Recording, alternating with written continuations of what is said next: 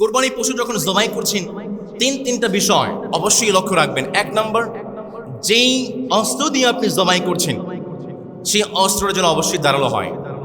ভূতা অস্ত্র দিয়ে বা ধারালো অস্ত্র নয় এমন অস্ত্র দিয়ে কখনোই কোরবানি পশু জবাই করতে যাবেন না। এমনও হয়েছে কোরবানি পশু জবাই করতে গিয়েছে, ওই সময় দেখা যায় চামড়া কাটতেছে না, জবাই হচ্ছে না।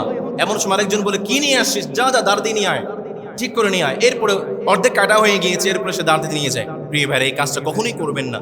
2 নম্বর বিষয় হচ্ছে, পশু জবাই করেছেন নিস্তেজ না হওয়া পর্যন্ত কখনোই সেই পশুর চামড়া ছিলতে যাবেন না। এই ভুলটা আমরা করে ফেলি। আমাদের মধ্যে একটা কম্পিটিশন আছে, কে কার আগে গোশত নিয়ে বাড়িতে গিয়ে রান্না করে খাইতে পারে। এই যে এইদিকে আছে কিনা জানিনি, আমাদের সমাজগুলোতে আছে। এই কম্পিটিশন তো প্রয়োজন নেই প্রিয় ভাইয়েরা। গরু জবাই করেছেন, নিস্তেজ না হওয়ার আগে চামড়া ছিলতে শুরু করে দেয়, এটা অত্যন্ত ভয়ঙ্কর অন্যায়। এই কাজটা কখনোই করবেন না। নবী করিম সাল্লাল্লাহু আলাইহি ওয়াসাল্লাম আরেকটি কাজ করতে নিষেধ করেছেন, একটা পশুকে আরেকটা পশুর সামনে জবাই করবেন না, এবং প্রয়োজনের অতিরিক্ত কখনোই একটা পশুকে আপনারা কষ্ট দিবেন না।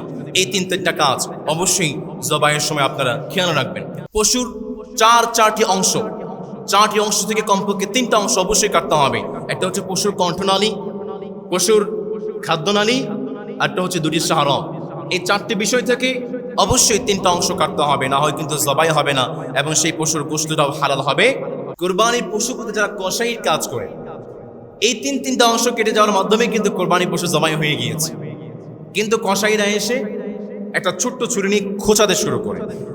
এই কাজটা আপনারা কখনই করবেন না, নিজেরাও করবেন না, কোনো কসাইকেও কখনো করতে দিবেন না। মনে রাখবেন, এই চারটি অংশের 3টা অংশই যখন কেটে যায়, কোরবানি পশু জবাই হয়ে গিয়েছে, আর কোনো অসুবিধা নেই।